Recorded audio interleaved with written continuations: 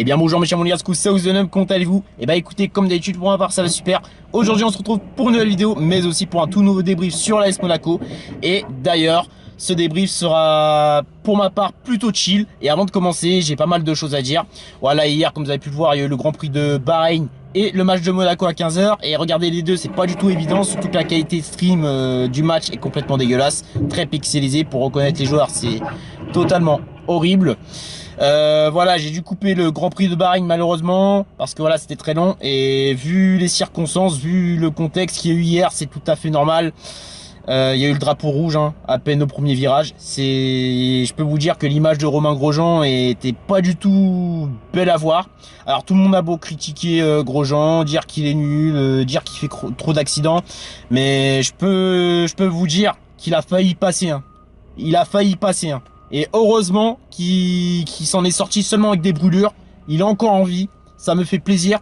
Tout le monde de la F1, et voilà, pas forcément de la F1, mais tout le monde a été très choqué de cet accident-là. Voilà, quand j'ai vu l'explosion, enfin l'incendie, j'étais hyper choqué. Je me suis dit, j'espère qu'il va bien. J'espère qu'il va s'en sortir. Vite qu'il s'en sorte. Parce que déjà, entre l'incendie, la monoplace coupée en deux, le fait qu'il y ait eu l'halo, parce que s'il n'y a pas eu le halo, sans ça, il survivrait pas. Le fait que son accident soit évalué à 53 G, la gravité, je me suis dit comment il a fait pour s'en sortir. Voilà, c'est fou. Je me pose toujours la question. Mais bon, encore une fois, l'essentiel, c'est qu'ils sont en vie. Voilà, c'est le principal. Et de plus, il a fallu 28 secondes pour qu'ils en sortent des flammes. Parce qu'il était pris, il allait être presque pris au piège sur la glissière de sécurité. Et heureusement que la combinaison d'aujourd'hui est vraiment un petit peu plus résistante sur les incendies. Parce que sans cela, ouais, non, on aurait pu vivre un drame, tout simplement. Ensuite, voilà, comme vous avez pu le voir, il y a eu le retour de Tarek Débrief à partir de la semaine dernière. Ça m'a fait plaisir. Je me suis énormément inquiété. Je me suis demandé qu'est-ce qu'il a eu. Tout le monde s'est inquiété. Et au final, il a eu un petit souci. Bon, je vais pas trop le citer. Je vous invite à regarder ça dans sa dernière vidéo, dans son dernier débrief. Voilà, il va le citer. En tout cas, ça me fait plaisir de revoir Tarek. Tous les Monégasques et tous les autres supporters des autres clubs étaient très contents de son retour. Voilà, revoir Tarek, ça fait plaisir avec ses débriefs qui sont dynamiques, qui sont un peu dans la joie, de la bonne humeur, du fou rire, franchement, voilà, tout simplement. Bon, voilà, j'ai tout dit là-dessus. Alors, voilà, comme vous avez pu le voir, le match d'hier, Monaco, ils ont enfin confirmé leur 4e victoire consécutive. Ça me fait extrêmement plaisir. Voilà, quand je dis qu'il faut mettre le 4-4-2. Bon, malheureusement, hier, elle n'a pas mis le 4-4-2 en première mi-temps. Mais bon, c'est pas très grave. Voilà, quand je dis qu'il faut mettre le 4-4-2, ça change tout. Voilà, on va passer par les compositions. Alors hier, c'était du 4-4-1-1. Mannone dans les cages. À droite, le retour d'Aguilar qui m'a fait extrêmement plaisir. La défense, ça bouge pas. Badiachil, Dizazi. À gauche, Caio Henrique. Le milieu, Diop. Avec Chouameni, Fofana et Gelson Martins.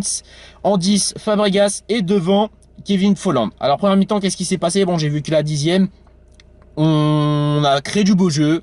Malheureusement, lucidité offensive et à la finition, on n'était pas très... Enfin, plus la finition, à la lucidité de finition, on n'était pas très lucide. Voilà, on a eu du mal. Malheureusement. Et pour moi, j'ai l'impression que c'est le fait qu'il n'y ait pas eu deux attaquants. Parce qu'il y aurait eu deux attaquants, il y aurait eu un petit Jovetic ou Pellegrini accompagné de Folland. Ça aurait pu être incroyable. Et Folland, il a raté pas mal d'occasions, malheureusement.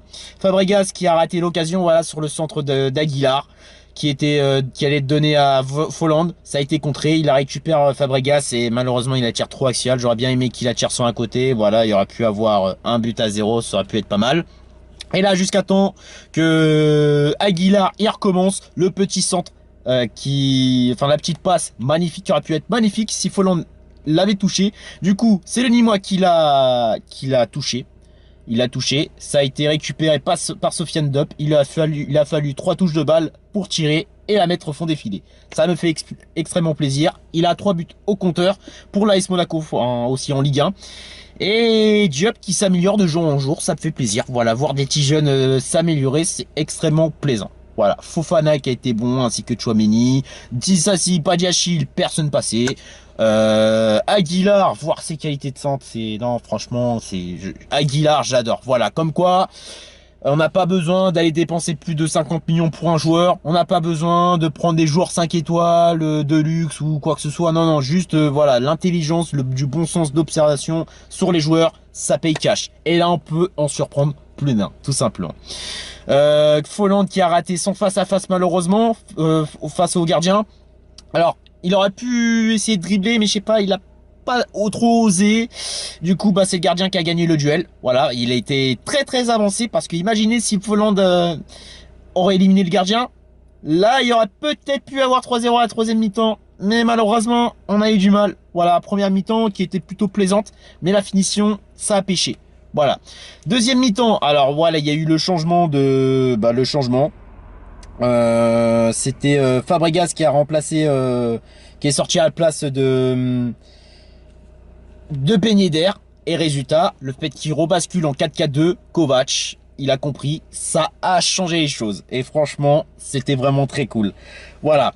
69e minute, là, je sais que vous allez me pousser une gueulante. Alors, je sais que les anti-monégas vont dire mais non, quand c'est parce que, voilà, vous avez fait ça, il méritait rouge. » Alors, quand on méritait pas les cartes rouges, les injustices, vous disiez le contraire. Mais quand le carton rouge de Lucado n'était pas du tout mérité pour ma part, tout le monde l'a dit, et pourtant je suis très objectif au foot. Eh bien, vous allez me pousser une gueulante. Vous allez dire, mais non, il méritait pas le rouge. Oui, je sais qu'il méritait pas le rouge. Donc, pas la peine de pousser une gueulante. Alors, c'était très bizarre parce que voilà, le karma, j'ai envie de vous dire, souvenez-vous l'année dernière face à Nîmes, au stade de la Costière. Voilà, quand il y a eu un attaquant qui avait poussé Benjamin Rich et que pour moi le but devait être refusé, même avec la VAR, ils ont validé le but. J'ai pas du tout compris. Résultat, ça a créé un pétage de plomb. Résultat, bah, Gelson Martins, il a poussé l'arbitre. Alors, oui, certes, j'avais gueulé. Mais de là à ce qu'ils prennent 12 mois, c'est quand même dégueulasse. Comme s'il allait le frapper. Non, pas du tout, il allait pas le frapper. Et ben voilà, du coup, c'est bien fait pour Nîmes. Voilà, sans vous manquer de respect, les Nîmois. Hein. Voilà, moi je respecte les autres équipes. Parce que voilà, c'est mon but. C'est mon métier, entre guillemets, de respecter les autres équipes. Mais voilà, j'ai envie de vous dire, le karma, tout simplement. La revanche de l'année dernière. Mais bon, c'est vrai que le carton rouge est quand même dégueulasse. Mais avec la VAR, j'ai pas du tout compris. Et surtout que, voilà, dans un premier temps, il n'avait pas distribué de carton. Ça aurait pu coûter un jaune, normalement. Jaune, grand maximum, et rien d'autre. Bah non. Voilà, il a pas fait exprès. Et du coup, il a mis le rouge. Voilà, bon bref, c'est pas très grave, on va pas se plaindre. Hein. Voilà, on va pas chialer, on va pas chipoter. Arrivé à la 75e minute. Mais Aguilar qui est vraiment... encore une fois. Et du coup... ça a été passé par Kevin Folland, si je dis pas de bêtises. Kevin Folland qui a fait une belle passe lobée pour Ruben Aguilar. Il n'y avait personne sur le côté droit. Et Aguilar qui a bien ajusté, qui a bien visé la tête de Gelson Martins, qui était bien seul. Le marquage qui était vraiment très très laxiste côté limois. La tête et le but du 2-0 qui fait extrêmement plaisir. Et revoir un Aguilar avec ses qualités de centre, c'est vraiment extrêmement plaisant. Voilà. Et ensuite, il y a eu la sortie de Fodébal, enfin non, la sortie de Gelson Martins à la place de Fodébal Touré, la sortie de Kevin Folland à la place de Pellegrini. Mais avant cela, on va parler de Kevin Folland qui a confirmé son 5e but en l'espace de 4 matchs. Tout le monde le critiquait, tout le monde disait qu'il était nul ou je sais pas quoi. Mais comme j'ai dit, voilà. Le fait qu'il jouait lié, le fait qu'il jouait seul en pointe, qui était mal utilisé, c'était normal qu'il faisait de la merde. Hein. Alors imaginez si Kovac avait utilisé le 4-4-2, Ben Yedder, Volland. Pas sûr qu'il serait à 5 buts, hein. Il serait à plus de 5, il serait, allez, on va dire à 8 ou 10, tout comme Ben Yedder. Voilà, sans nous vanter, hein. Voilà, tout simplement, parce qu'on a une belle attaque. Et le fait qu'il est remanié en 4-4-2, ça fait extrêmement plaisir. Voilà. Il y a eu l'entrée de Ben Yedder à la place de Fabregas, comme je l'avais dit.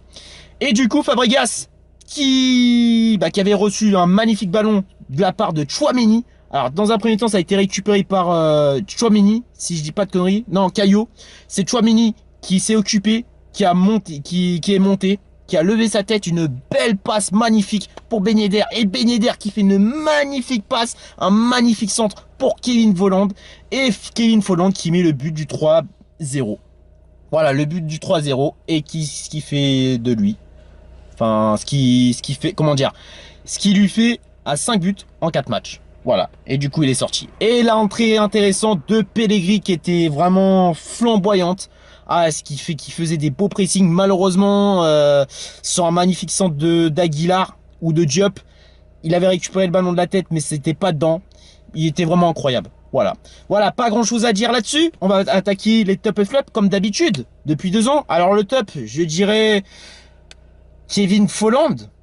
Plutôt en deuxième, enfin non, je sais pas. Je vais dire Volland. Allez, Volland. Même s'il n'a pas été flamboyant en première mi-temps, deuxième mi-temps, voilà, il a su faire des bonnes choses, tout simplement. Ensuite, deuxième top. À vrai dire, c'est un peu compliqué de dire les top et flop. Je dirais, allez, je vais dire Diop comme il a été buteur. Et troisième top, je dirais Disasi qui, ouais. Ça, personne n'a passé Disasi. Et en flop, je dirais la première mi-temps en termes de finition qui était catastrophique. On n'était pas assez lucide. Donc forcément, voilà, il y aurait pu avoir plusieurs buts et résultat, première mi-temps qui était un petit peu décevante. Hein. Voilà, en termes de finition. On aurait pu être à 3-0. Deuxième flop, je dirais Fabregas qui a été invisible malheureusement. Et troisième flop, personne. Voilà, tout simplement. Bon, donc, prochain match. Ça sera contre Lille, au stade Pierre-Mauroy, ça va être extrêmement compliqué. Surtout Yazici, c'est l'homme en forme qui a éteint le Milan AC à San Siro avec un triplé. Il est à 2 triplés en Europa League. Alors, malheureusement, ils ont fait nul au stade Pierre-Mauroy, excusez-moi, face au Milan AC. Mais ils ont quand même bien joué. Ils ont eu un beau pressing. Donc, attention Lillois sur leur pressing. Si on arrive à faire nul, tant mieux. Si on gagne, ce serait vraiment le top du top, histoire de nous mettre en confiance. Donc voilà. J'aimerais bien une victoire, mais ça va être très compliqué. Et surtout s'il y a le 4-4-2 et le retour des cadres, ça va être explosif. Ça va être un très beau match. Parce que là-bas, ils sont imprenables. Ensuite, le prochain match face à Marseille, c'est au Vélodrome si je dis pas de conneries. Et là, ça va être extrêmement dur. Ça va être un vrai test. Donc si on gagne les 2 vrais tests, ça va être incroyable. On est à 2 points du PSG. On va pas s'enflammer. Voilà, c'est pas parce qu'on a 2 points qu'on joue le titre. Je vais pas faire mon Mohamed Denis à faire oh Monaco joue le titre. Non, non, non. Faut être humble. Faut être réaliste. Voilà. Ils sont dans leur moment de caprice de star, les Parisiens. Ils vont se relever. Donc, voilà. On va pas s'enflammer. Ok, mes chers Monégascous, j'espère que ce débrief vous aura plu. Si c'est le cas, comme d'habitude, pouce le Monégascous, vous commentez, vous abonnez, vous partagez. Et surtout, n'hésitez pas à me suivre sur les réseaux sociaux. Tout ça, ça se passe en description. La batterie est faible. Et on se dit à la prochaine pour de nouvelles vidéos. Salut Edagé et Monégascous, excusez-moi. Et voilà, c'était Oxenum.